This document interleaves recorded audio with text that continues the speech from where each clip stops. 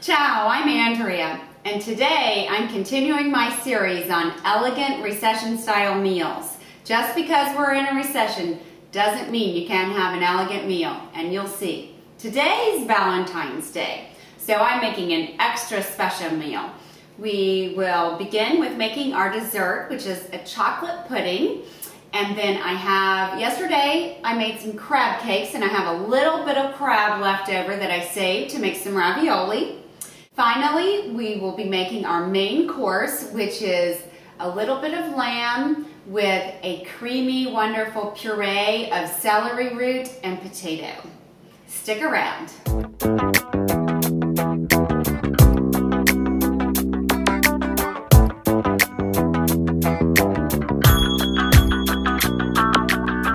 Okay, we'll start with making our chocolate pudding dessert. I am going to sift together 2 tablespoons of sugar, 2 tablespoons of unsweetened cocoa powder. It's going to be super chocolatey, you'll love it.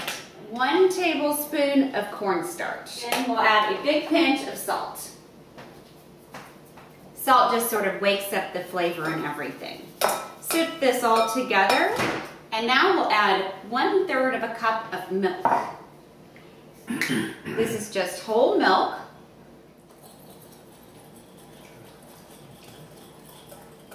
It'll make sort of a paste. Now, we are just going to add to our saucepan 1/3 of a cup of the whole milk and 1/3 of a cup of heavy cream. Okay. We'll pour this right in.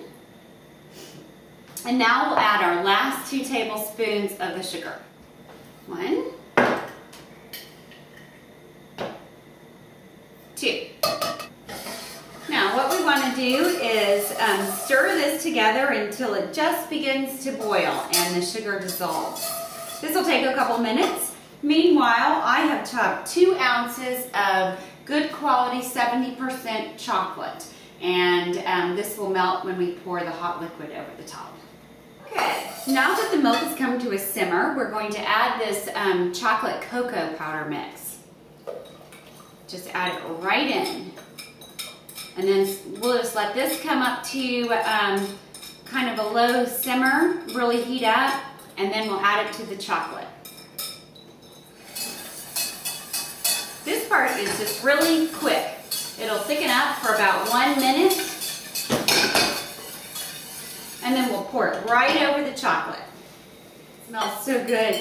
This smells like chocolate heaven. Seems to all the chocolate has dissolved, and now we'll just add a little bit of vanilla. I'm going to add the vanilla at the end because if you cook the vanilla, it'll lose some of its great flavor.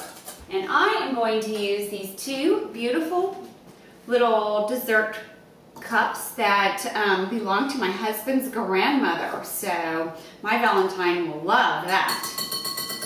If you can do something extra special for your loved one on Valentine's Day, it's always nice. A little bit in each one. Ooh, and it looks like we're going to have enough left over for one for dessert for tomorrow morning. How great is that? I'm going to get out a 3rd ramekin to put this in. And these just need to cool in the refrigerator for about 4 hours. Okay, so we're going to start making our pasta filling by making the besciamella, as the Italians call it, or the bechamel sauce. It sounds really fancy and complicated, but really it is just a couple of tablespoons of butter mixed with a couple of tablespoons of flour. Let's add that in right now. Right into the flour. Put it right on top of the butter. And then we'll just whisk it in. The butter is starting to melt here. And this is sort of like what the French call a roux, but you don't want it to get dark. So just keep it at the Buon roux stage. Okay, now that the butter and flour have melted together, we'll add the milk. Just about a half a cup of milk. We're not making too much because we just need enough for our crab. Mix this in and let this all combine. Cook for a little while, whisk it occasionally, and in about 5 minutes, it should be nice and thick, maybe even less than 5 minutes. Now we'll continue by making the filling for our ravioli. We're going to take the rest of the crab meat that we didn't use last night in our crab cakes.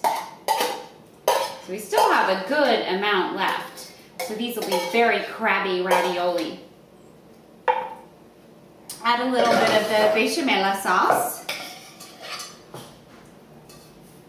Just enough to make it creamy and hold together. A couple of tablespoons is what I put in. We'll add some fresh parsley. Just give this a nice fine chop. We want the ravioli pretty homogeneous. Each bite should taste the same. The Italians are not interested in having big chunks of anything inside their ravioli. This will be pretty as well as tasty. So we'll just add some of that. Give it a stir.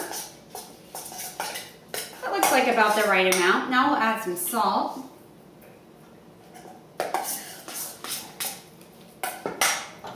Just a little more herbs. A little bit of black pepper. Not too much, just a little bit. And now we'll add an egg just to combine everything and make the filling really set up inside the ravioli.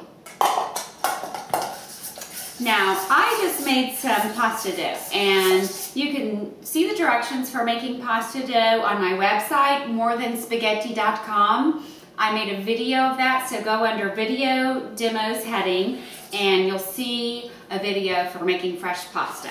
But if you don't have time to make fresh pasta, you can always use wonton wrappers. I hear that works really well. And some people even say the Chinese invented pasta, but I wouldn't go that far. Great, so the filling's all ready to go, and I'm going to start rolling out the pasta. Our ravioli are all ready. This is more than enough for 2 people. That's 6 ravioli each.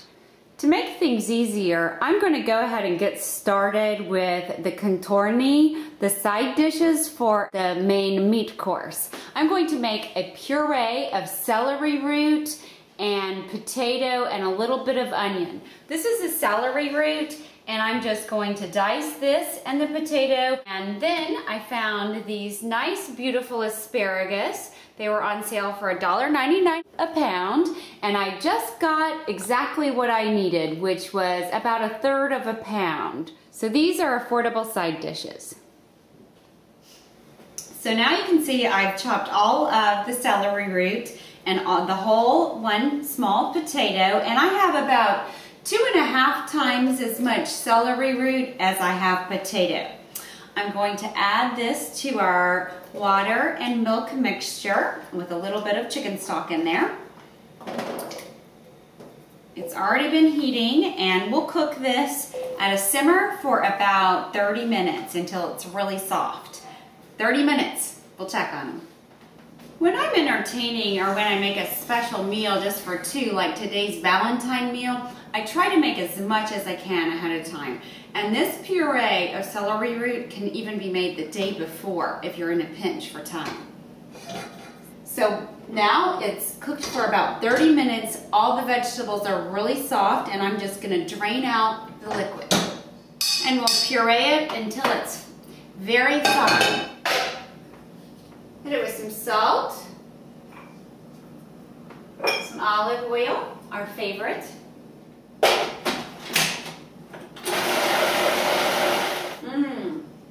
It's creamy, just like silk. It tastes excellent.